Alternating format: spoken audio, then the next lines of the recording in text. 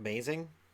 Um, I didn't celebrate this. I didn't celebrate, and I know people can be like, "I'm sure you did, Shannon." No, no.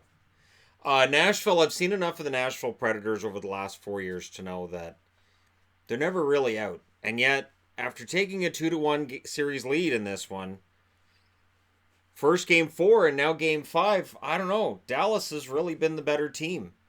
And, the third period does skew things in favor of Nashville in the overall picture, but not really. First period, Rocco Grimaldi gets on the board from Yossi and Ellis, to which I go, yeah, of course it's Grimaldi. Rocco, 3 goals, of course. Yep. Mm-hmm.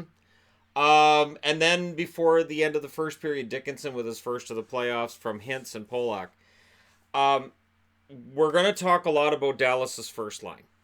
And yes, Dallas's first line has been fantastic. But do not undersell just what Dickinson and some of that bottom six has been able to do. What everybody outside that first line has bought into for the Dallas Stars.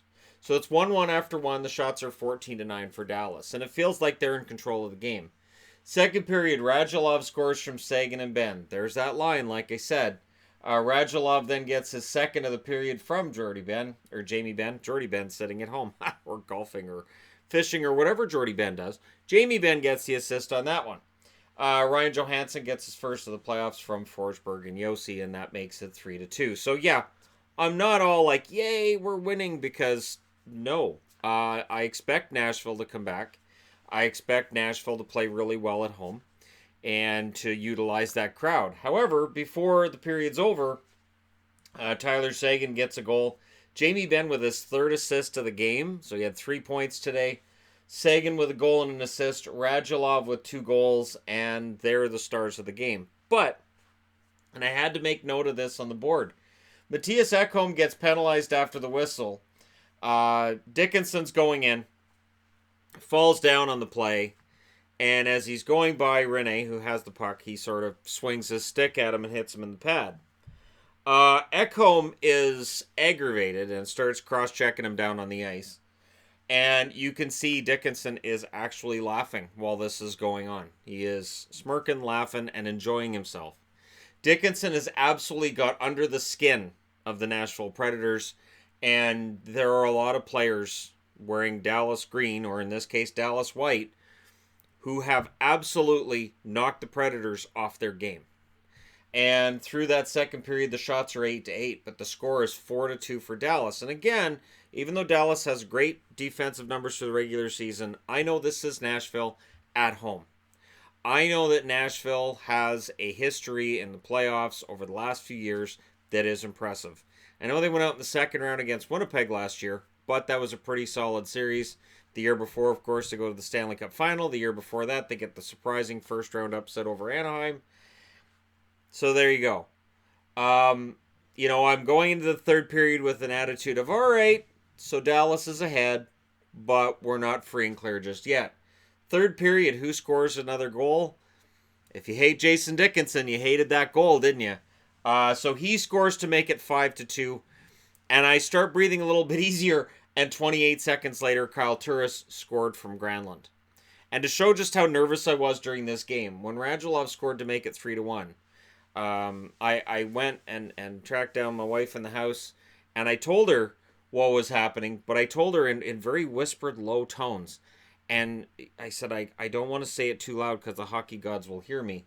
And then Johansson scored, and I said, they heard me. So, again, a little stitious. Not superstitious, just a little stitious. Thank you, Michael Scott.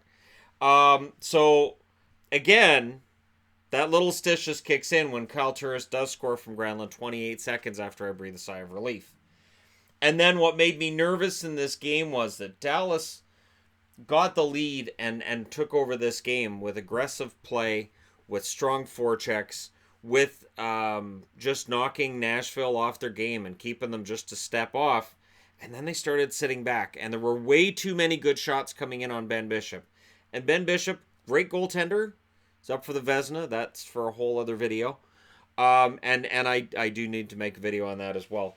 because there are a lot of people who are rightfully upset about what's going on. But in today's game, Bishop looked pretty good. And it's a good thing because Dallas did sit back a little bit too much for my liking. Look at the shots. 16-4 for Nashville in the third period, and at least 9 of those shots were really good scoring opportunities for the Nashville Predators. So the win, a lot of this has to do with Bishop. The loss, it's gonna kind of be thrown on Rene. Of the 5 goals that Dallas scored, there are a couple that Rene probably saves back in 2017 when he was on that amazing run in the first and second round. Each round that playoffs, his save percentage seemed to get less and less. And it's not going to be great coming out of today either. I do not expect a change in net for Game 6. Rene's the guy. But if Dallas knocks Nashville out in 6, and if Rene's numbers aren't great in Game 6, I would expect Saros to get more of a split of starts, or maybe something more dramatic happens with Nashville. I don't know. Either way, Dallas goes in, and after being down 2-1 against Nashville and looking like, well, Nashville's probably going to win this, now Dallas is up 3-2. They've got 2 chances to win this series. They go home to Dallas for Game 6. That should be an interesting one. And then, of course, they would have to come back to Nashville for Game 7. I'm also going to say this. The whole chanting, it's all your fault, you suck at the goalie. I admit, I chuckled when it's 5-3 for Dallas and Nashville fans chanted that. I know Nashville fans get mad when I bring it up. They're like, that's a tradition. I know it's a tradition. It just looks funny when your team's losing, your goaltender's allowed 5 goals, and then you chant that at the other goaltender. And at the end of the game, I would think Dallas fans should be chanting that at Bishop. Bishop, it's all your fault. We won the game. We won the game. That's kind of what I was thinking towards the end of the game. He saves 30 out of 33, played very well. Rene saves 21 out of 26. And like I said, we'll see what happens in Game 6.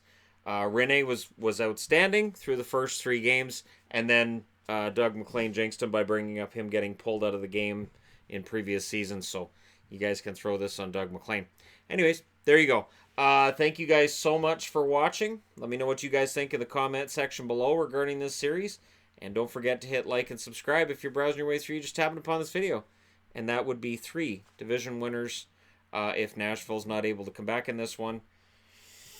In a league where there's only 4 divisions, that's crazy. Let me know your thoughts, though. And I'll talk to you again soon.